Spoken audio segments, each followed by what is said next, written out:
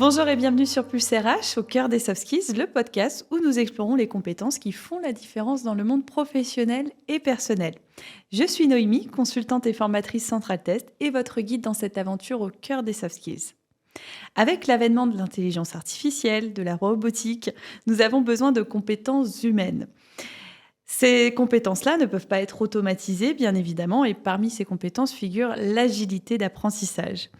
C'est en train de devenir justement une compétence clé aussi pour l'avenir et pour nos entreprises. Alors pour déchiffrer cette compétence vitale, nous accueillons une experte en la matière, une coach passionnée par le développement personnel et professionnel. Bienvenue Dovi. Merci de nous rejoindre pour partager tes conseils précieux sur l'agilité d'apprentissage. Est-ce que tu pourrais te présenter à nos auditeurs ? Bonjour à tous. Bonjour Noémie, merci de me recevoir. Je suis vraiment ravie d'être là.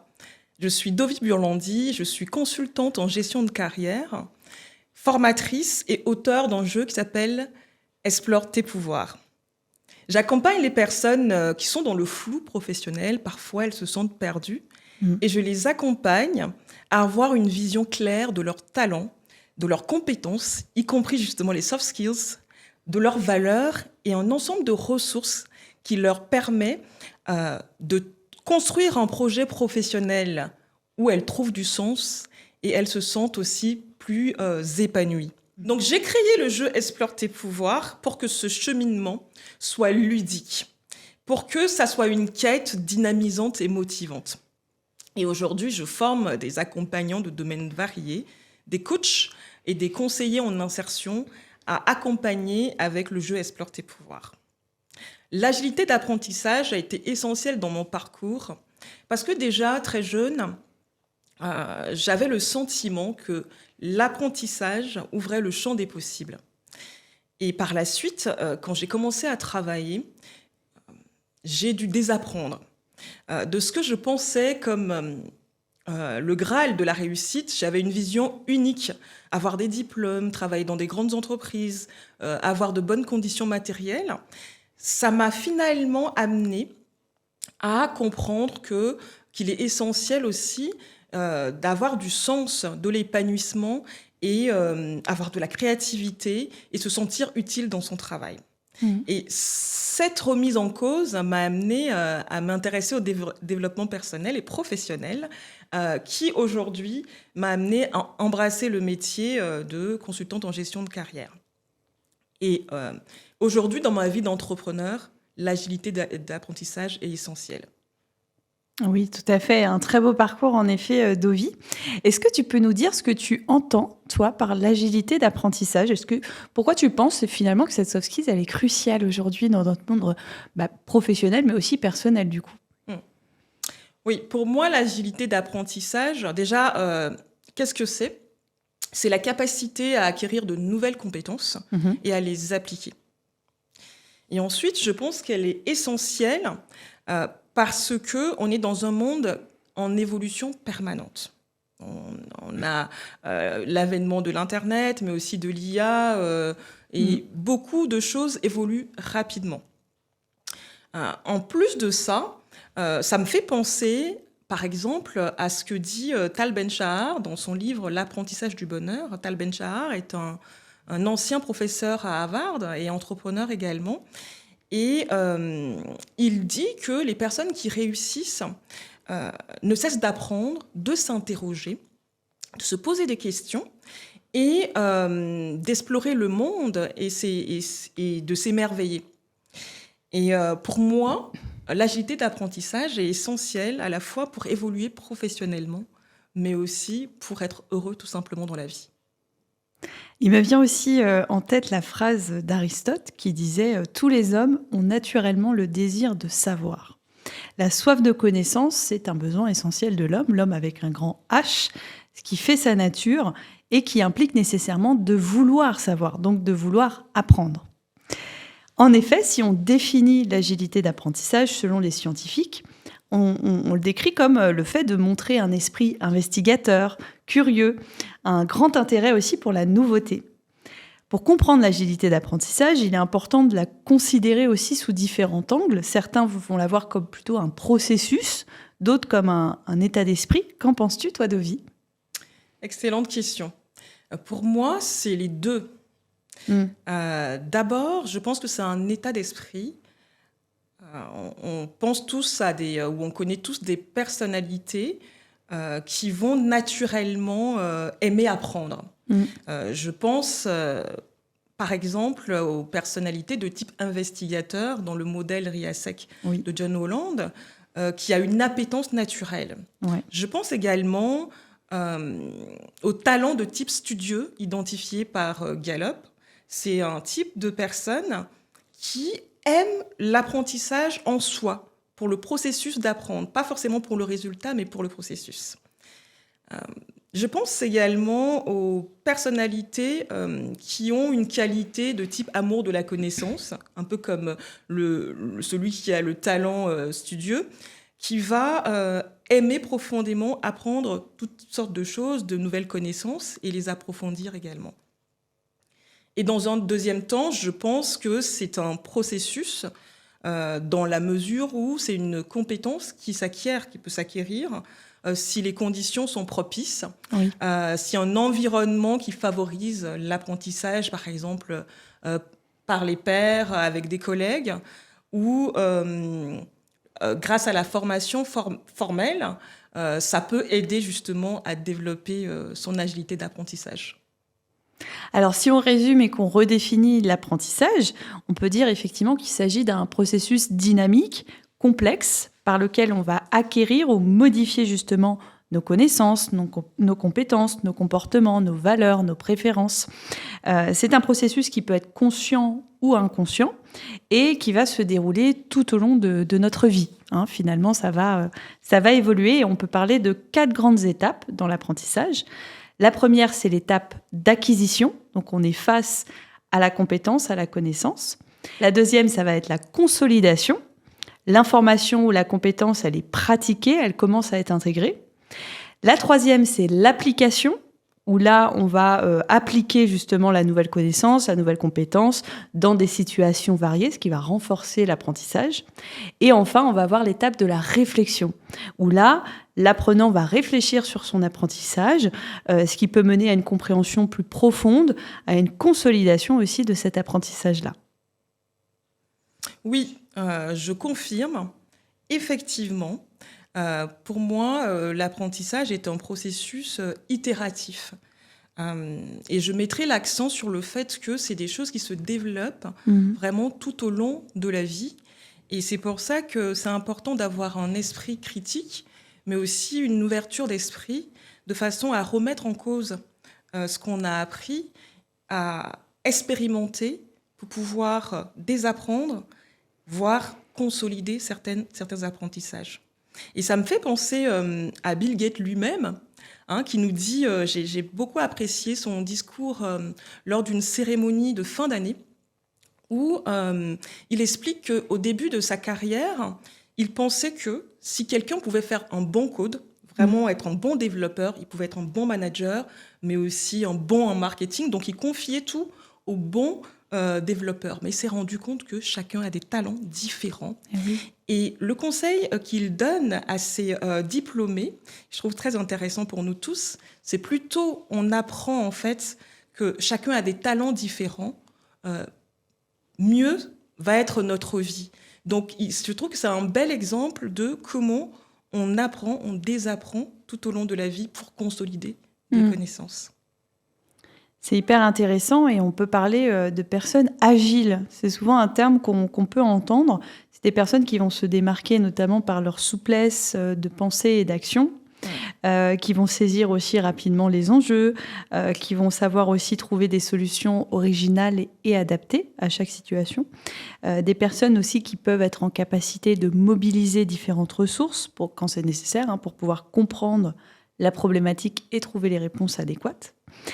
C'est aussi des personnes qui savent, comme tu le disais, Dovi, se délester de ressources qu'elles vont juger elles-mêmes inutiles pour désapprendre un savoir et en intégrer un nouveau. Ouais. Comment on peut reconnaître, Dovi, une personne agile ? Pour moi, une personne agile, comme tu le disais, c'est une personne effectivement qui est dynamisée, qui est motivée par la recherche de solutions. qui va être en quête de nouvelles solutions, de nouvelles méthodes, qui est motivé et stimulé par ça. Et ça me fait penser, la première personne qui m'est venue en tête, c'est Bob Pittman, un des anciens dirigeants de AOL et un entrepreneur à succès, qui, dans une interview récemment, disait que, en fait, il est important de se lancer rapidement et d'apprendre sur le terrain. Et de ne pas se laisser aller à chercher à maîtriser tout, mais d'aller, au contraire, au fil de l'eau, apprendre sur le terrain, rester curieux et consolider nos expériences grâce au terrain. Et l'autre personne que nous connaissons tous, qui m'est venue ensuite en tête, c'est Richard Branson. Il est connu pour avoir entrepris dans des domaines très variés, allant de la vente de disques jusqu'au transport aérien. Et j'ai lu un de ses livres où il parlait justement de comment est venu le nom de son entreprise Virgin. Et il disait que, en fait, c'est parce que ils discutaient avec des amis, ils se sont rendus compte qu'ils étaient tous nouveaux dans le business. Et donc, vierges de toute connaissance, en fait, ils allaient apprendre sur le terrain. Et c'est comme ça qu'est venu le nom Virgin. Et je trouve que vraiment Richard Branson est un vrai exemple. Moi, il me fascine énormément de personnes agiles par excellence, qui nous conseillent vraiment de ne pas se laisser démonter par les échecs, mais au contraire d'apprendre de ces échecs-là.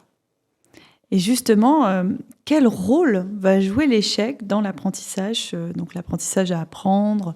Comment on peut structurer finalement notre perception un peu de l'échec, de l'obstacle, pour en faire un outil d'apprentissage positif? Oui, c'est un point essentiel que tu évoques, parce que, à mon sens, il n'y a pas vraiment de réussite sans échec. Même si, a priori, on va voir l'aboutissement de ce que les gens font, voir qu'ils ont... j'aime bien, il me vient en tête là, cette phrase qui dit il a mis des années pour réussir du jour au lendemain. Et ça me fait beaucoup rire, cette phrase. Et je pense que ce qui est important, c'est de revenir sur ces échecs et de se poser des questions. Se demander, qu'est-ce que j'ai appris de cet échec-là ? Qu'est-ce que je pourrais ajuster pour mieux faire la prochaine fois ? Donc l'échec en lui-même est un vecteur d'apprentissage finalement, je dirais. Et ça me fait également penser à la légende autour de la création ou le perfectionnement de l'ampoule par Thomas Edison. Et il semble que les gens aient demandé à Edison « Ah bon, vous avez échoué 10 000 fois ?» Et qu'il ait répondu « Non, je n'ai pas échoué 10 000 fois, j'ai éliminé 10 000 façons qui ne marchent pas. » Donc c'est vraiment ça que... moi, ça m'inspire beaucoup de ce qu'on peut tirer justement, comment on peut tirer des leçons, comprendre nos échecs pour avancer. Oui, tout à fait. C'est des très bons exemples de situations où finalement désapprendre est nécessaire pour progresser, pour innover, moi aussi. Alors, comment peut-on pratiquer activement le désapprentissage ? Oui. Le désapprentissage, pour moi, d'abord, dans quelle situation ? J'aimerais d'abord parler de quelles sont les situations déjà où il est nécessaire de désapprendre et ensuite comment. Je pense que c'est des situations où l'on est bloqué, où c'est l'impasse. On a fait on pense avoir fait ce qu'il fallait faire, mais on est bloqué. Ouais. Je pense que dans ces situations-là, on devrait se demander quelle angle de vue nous échappe. Qu'est-ce qui nous échappe ? Et dans ce cas-là, déposer un peu nos a priori, nos connaissances, et aller vers des façons différentes de faire les choses. Justement, se demander, donc le comment, c'est de demander quelles sont les autres façons possibles de faire les choses. Et ça me fait penser justement à cette citation attribuée à Einstein, je ne sais pas si c'est lui ou pas, mais qui dit « La folie, c'est de continuer à faire la même chose et s'attendre à des résultats différents. Ça, c'est vraiment pour moi des situations types et une façon de faire pour justement désapprendre. Super. Et effectivement, dans le contexte actuel aussi, je me pose une question à travers tout ce qu'on peut voir avec l'intelligence artificielle, par exemple. Comment est-ce que l'apprentissage, il évolue aussi dans notre monde aujourd'hui, professionnel et personnel? Oui, oui, c'est vrai qu'avec l'IA, il y a de vrais sujets avec des avantages et des inconvénients. La première chose à laquelle je pense, c'est comme Internet, l'IA vient accélérer l'acquisition de connaissances. En quelques requêtes, on obtient des informations centralisées. Oui. Donc, c'est plutôt bénéfique. Et en plus, l'expérience peut être personnalisée en fonction de l'utilisateur. Et du coup, ça peut favoriser justement l'acquisition de connaissances. Mais en même temps, il est essentiel d'être prudent par rapport aux données qu'on obtient. Il est important de pouvoir avoir un esprit critique, de pouvoir s'assurer de leur justesse. Oui. Voilà. Donc oui, l'IA a ses avantages, mais il est essentiel d'avoir un esprit critique et de savoir apprendre à l'utiliser correctement. Donc toi, tu dirais que ces outils, c'est plutôt une aide ou plutôt un frein? Je dirais, de ce que j'ai pu expérimenter jusque-là, c'est plutôt une aide. Parce que, effectivement, comme je l'expliquais tout à l'heure, je ne suis pas une spécialiste, mais de ce que j'ai pu voir déjà de l'IA, il y a une rapidité de l'information, aussi d'analyse, de centralisation des données. Donc, c'est plutôt bénéfique. Et évidemment, il y a des freins qui sont liés, par exemple, il faut savoir l'utiliser de façon optimale, en fait, pour pouvoir obtenir de bons résultats. Et il y a également, malheureusement, des personnes qui ne vont pas avoir accès à cet apprentissage-là et qui seraient aussi en difficulté. Mais avant tout, je pense qu'il serait essentiel d'apprendre à l'utiliser. Alors effectivement, on a vu tout à l'heure qu'on n'a pas tous le même style d'apprentissage et c'est étroitement relié au RIASEC, le RIASEC de John Holland, donc les typologies d'intérêt, avec le réaliste, l'investigateur, l'artiste, le social, l'entreprenant et le conventionnel. Quelle stratégie, quelle technique, toi, Dovi, tu recommandes pour développer, notamment renforcer aussi parfois aussi son agilité d'apprentissage? Effectivement, il y a, je dirais, bon nombre de techniques et de stratégies. Pour aller dans le sens, par exemple, du RIASEC, je pense que la première chose, c'est de connaître justement son fonctionnement, son style d'apprentissage privilégié et de l'utiliser pour apprendre. Il y a des personnes qui vont aimer apprendre à partir des exemples concrets, d'autres qui vont aimer être dans l'interaction et d'autres encore qui vont préférer des règles très carrées. Donc c'est très très important de savoir, et il y a bien sûr d'autres techniques, mais c'est très important de mixer plusieurs stratégies, plusieurs techniques, de les tester pour voir lesquelles nous correspondent. Et en plus de ça, il y a des stratégies qui aident. Par exemple, l'apprentissage délibéré. Moi, c'est une stratégie que je recommande parce qu'elle permet de planifier vraiment son apprentissage au service d'un objectif et de s'entraîner régulièrement. Et en plus de ça, moi, je l'utilise souvent quand j'ai quelque chose de créatif à faire. Par exemple, quand j'ai écrit mon livre, je me suis vraiment servi de cette stratégie d'apprentissage délibéré. Et également, pour créer le jeu Explore tes pouvoirs, je m'en suis vraiment servi. L'autre technique, c'est l'apprentissage grâce au pairs. Par exemple, se retrouver. Je ne sais pas si vous avez eu l'occasion de faire ça, les auditeurs ou Noémie. Quand j'étais à la fac, j'aimais retrouver d'autres camarades dans une bibliothèque et c'était vraiment encourageant de travailler ensemble. Donc l'apprentissage en groupe crée l'émulation. Donc Je pense que c'est vraiment important d'utiliser cette stratégie-là où on attend quelqu'un, on se donne rendez-vous pour travailler ensemble.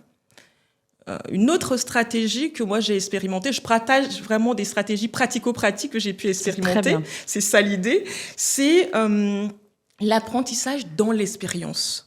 C'est-à-dire dans la vie professionnelle, dans les tâches qu'on réalise, il y a des jours où on ne sait pas, on n'a pas toutes les informations. Donc, c'est d'aller chercher les informations, d'aller chercher les compétences à obtenir tout en faisant une tâche. Et il y a un exemple de personnes, je trouve, qui utilisent cette stratégie que j'aimerais partager, c'est Platon Antonio. C'est un photographe célèbre, reconnu, qui a photographié différents présidents au monde, des personnalités connues et également des moines ou des victimes de guerre. Et ce photographe, j'ai été vraiment surprise par son explication, parce qu'il dit qu'avant de prendre une photo, il ne se demande pas comment il va prendre une belle photo, mais qu'est-ce qu'il va apprendre de la personne. À chaque fois qu'il fait une photo, il se demande qu'est-ce qu'il va apprendre de la personne, parce qu'il considère que la condition humaine et les difficultés sont partagées par tout le monde, que l'on soit président ou salarié ou entrepreneur, et on rencontre les mêmes difficultés. Donc, arriver à comprendre comment les autres arrivent à résoudre leurs problèmes peut nous aider dans notre vie également. Donc ça m'a beaucoup inspirée et c'est l'un des conseils que je recommande le plus. Apprenez du quotidien pour pouvoir justement développer votre agilité. En plus, c'est facile et à portée de main. Merci Dovi. Effectivement, on peut aussi apprendre par le jeu. Et tu as d'ailleurs ramené le tien, Explore tes pouvoirs, dont tu vas nous parler. C'est vrai qu'aujourd'hui, c'est de plus en plus répandu, la gamification, les serious games, les jeux de cartes. Donc, quels sont les avantages pour toi de ce format, Dovi ? Ah oui, moi, je ne peux que recommander l'apprentissage par le jeu. Pour moi, le jeu facilite les choses, apporte plus de plaisir et crée l'émulation. Le jeu facilite également l'exploration, l'expression, l'imagination, la collaboration. Beaucoup de bénéfices en fait au jeu. On apprend tout en n'ayant le sentiment que on s'amuse en fait. Et pour moi, c'est vraiment ça qu'apporte le jeu. Et c'est pour ça que dans la quête d'épanouissement professionnel, j'ai eu l'idée de créer justement Explore tes pouvoirs. Alors, Explore tes pouvoirs, qu'est-ce que c'est ? Donc, c'est un outil ludique qui aide à révéler les atouts d'une personne au service de sa vie professionnelle. Donc, il y a les talents, on peut explorer les talents de la personne, ses savoir-faire, ses valeurs, ses sources d'inspiration et ses sources de détente également. Et en fait, l'idée, c'est d'allier une partie réflexion à la partie action. On découvre ses forces et on agit tout de suite. Waouh ! On peut essayer, Dovi ? Bien sûr, on peut essayer. Donc là, ce que je te présente, c'est...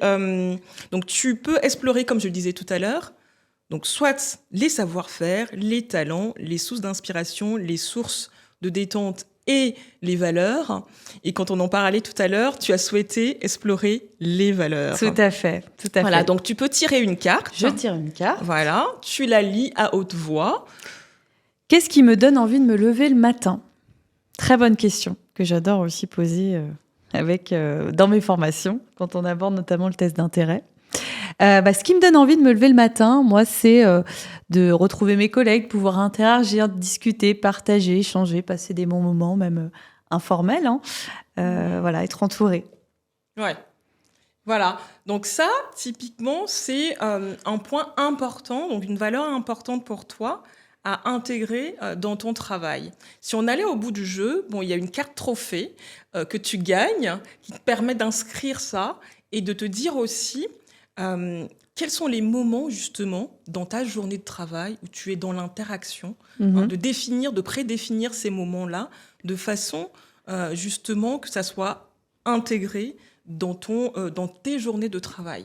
Parce que c'est ça qui te dynamise, c'est ça qui te donne envie, justement, comme tu le dis, de te lever le matin. Oui, tout à fait. Et Voilà. c'est bien de pouvoir conscientiser aussi certaines choses dont on n'a pas toujours conscience, en effet, sans avoir cet échange, cet accompagnement. Exactement. Et là, on a fait justement un cours C'est qu'une démonstration. partie. Voilà, l'idée, c'est vraiment d'aller chercher des expériences dans lesquelles on a déjà exploré cette valeur de façon à ce que on les utilise par la suite également. Merci Dovi. Est-ce que tu peux nous partager aussi une expérience où l'agilité d'apprentissage a été réellement un rôle clé pour répondre à un défi complexe, à t'adapter à un changement aussi? Est-ce que tu as un exemple à nous partager? Oui, alors ça me fait sourire parce que, en fait, quand je réfléchis à cette question, je me suis demandé est-ce que c'est pas une expérience de parents, en fait, les défis complexes, est-ce que c'est pas une expérience de parents ou est-ce que c'est une expérience d'entrepreneur? Et je me suis dit finalement, effectivement, aujourd'hui, c'est l'expérience d'entrepreneur qui est très complexe parce que ça va dans en tant qu'entrepreneur, on va avoir des casquettes très variées, allant de la connaissance du client, proposition de l'offre, ajuster l'offre, ensuite apprendre à communiquer sur son offre. Aujourd'hui, il y a les réseaux sociaux, mais il y a aussi des groupes de réseaux dans lesquels on peut parler de son travail, de ce qu'on propose. Donc, on a besoin de communiquer, de se rendre visible, gérer l'administratif, gérer le financier, gérer le juridique. Donc, aujourd'hui, je pense que oui, l'agilité d'apprentissage m'aide beaucoup dans ma vie d'entrepreneur et bien sûr dans ma vie aussi privée. Et pour les entreprises, là on évoque les entrepreneurs, comment elles peuvent cultiver justement cette culture qui va favoriser l'agilité d'apprentissage, voilà, le laisser un peu de marge de manœuvre aux employés? Est-ce que tu as aussi des stratégies à partager? Oui, alors je dirais la première chose, je pars toujours du principe que plus c'est simple, mieux c'est. Oui. D'abord, favoriser l'apprentissage entre collègues. Penser à organiser des déjeuners ou des petits déjeuners où chaque collègue peut partager son expertise, par exemple.